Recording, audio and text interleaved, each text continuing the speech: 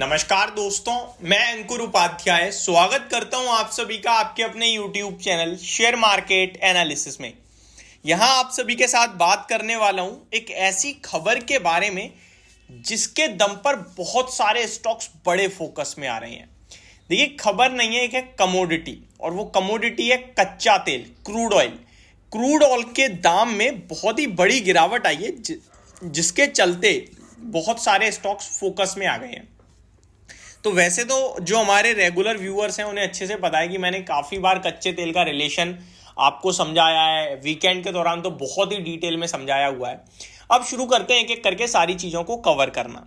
सबसे पहले, कच्चा तेल क्रूड ऑयल के घटने से उन कंपनीज को फायदा होता है जो कच्चे तेल को एज अ रॉ मटेरियल लेती हैं, यानी उन्हें कच्चा तेल खरीद के अपने प्रोडक्ट में लगाना पड़ता है और फिर उनका प्रोडक्ट बनता है और फिर वो बिकता है। तो अब उनको जब खरीदना पड़ेगा तो उन्हें महंगा मिलेगा, तो उनके प्रोडक्ट की कीमत भी बढ़ानी पड़ेगी या फिर उनका प्रॉफिट कम होगा, सिंपल है। और दूसरी तरफ वो कंपनियां होती हैं जो कच्चे तेल को बेचती हैं, तो कच्चे तेल के घटने से उन्हें तो नुकसान होगा क्योंकि वो तो बेच रही हैं, उनको तो अब कम पैसा मिलेगा। तो दोनों लेवल में एक लेवल होता है जिसको फायदा होता है। अब फायदे वाली कंपनियों से शायद शुरुआत करना चाहूंगा क्योंकि बड़े लेवल पे यहीं पे काफी सारी कंपनीज हैं। लेकिन उससे पहले मार्केट डे आई पे है, 2 दिन अमेरिका बड़े वॉलेटाइल रहा, बड़ी गिरावट दिखाई। लेकिन आपके लिए हमने हमारे चैनल पे एक बार डरने के लिए नहीं कहा, क्लियर रखा कि ये गिरावट से हमें फर्क पड़ेगा ही नहीं, ये ग्लोबल गिरावट नहीं है, ये उनके देश की गिरावट है। वो व्यू हमारा ठीक बैठा। दूसरा, FIDIs की बाइंग के चलते मैंने कहा था मार्केट आपको मौका जरूर देगा। इनफैक्ट मौका क्या दिया, ऊपर ही जा रहा है ये तो भैया वो 10,000 करोड़ का लेके जा रहे हैं, वो बेवकूफ या पागल तो है नहीं जो इतना मोटा पैसा लगाएंगे और लॉस खा जाएंगे। आपकी हमारी तरह थोड़ी है। तो ये सिंपल सा व्यू है, आपके साथ जो डिस्कस किया एकदम ठीक बैठा।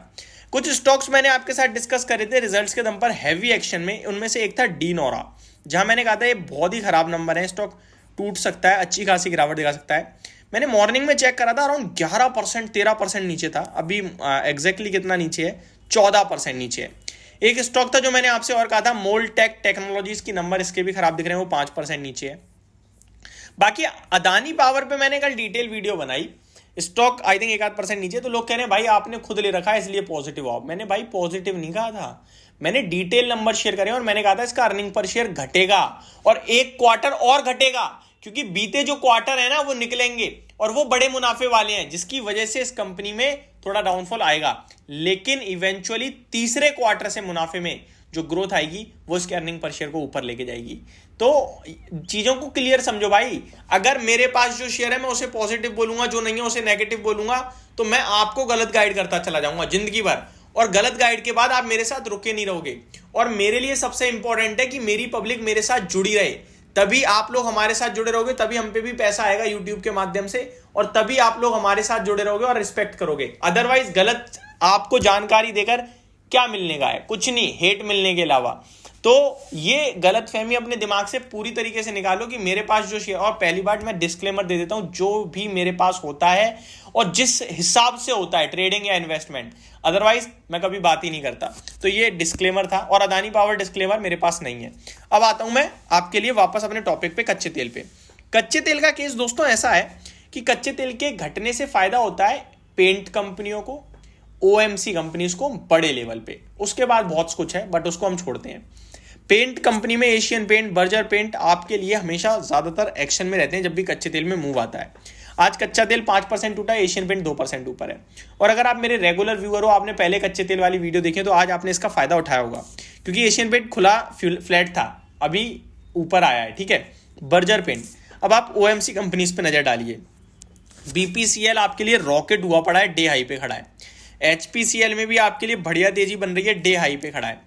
IOC खराब नंबर के बावजूद भी अब टूट नहीं रहा, क्योंकि इसके लिए भी भैया पॉजिटिव तो पॉजिटिव है, कच्चे तेल का बढ़ना, ये भी डे हाई पे खड़ा है। तो एक चीज तो क्लियर है, कच्चे तेल के गिरने से इन सारी कंपनीज को बड़ा मुनाफा होता है, वो स्क्रीन पे दिख रहा है। अब यहाँ से एंट्री ली जाए नहीं ली जाए वो कच्चे तेल के आगे के प्राइस डिपेंड करेंगे। 5% टूटा है, वो मूवमेंट आ गई है।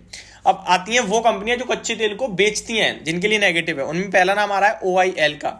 अगर देखें तो OIL का शेयर भी डे हाई पे है, ये सबसे इंटरेस्टिंग है। ये नेगेटिव होना चाहिए, शुरुआत में था भी लेकिन ऊपर आ गया है। एक्चुअली में इसका चार्ट पैटर्न, इसका मोमेंट बहुत ही स्ट्रॉन्ग चल रहा है, ये रुकने का थमने का नाम नहीं ले रहा।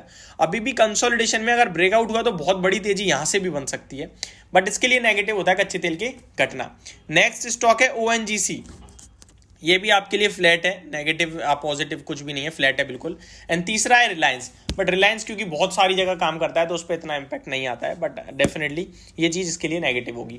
तो ये मेरी तरफ से आपके लिए एक अपडेटेड वीडियो थी। बाकी आप चीज़ें जो भी हैं आप समझ ही गए होगे जो मैं कहना चाहता हूँ। एंड जो भी अगले स्टॉक्स में आपके साथ डिस्कस करने के लिए होगा वो करेंगे। अगली वीडियो में जहाँ तक हमारी रिजल्ट स्पेसिफिक आएगी, काफ़ी सारे नंबर्स आ रहे हैं, उनके ऊपर मैं आप सभी के साथ डिटेल में डिस्कशन करूंगा, जिनके नंबर्स आते हुए दिख रहे हैं और एक्शन में आ रहे हैं। होप आपको सारी चीज़ें समझ में आई होंगी। Thank you so much for watching this video. Have a great day guys.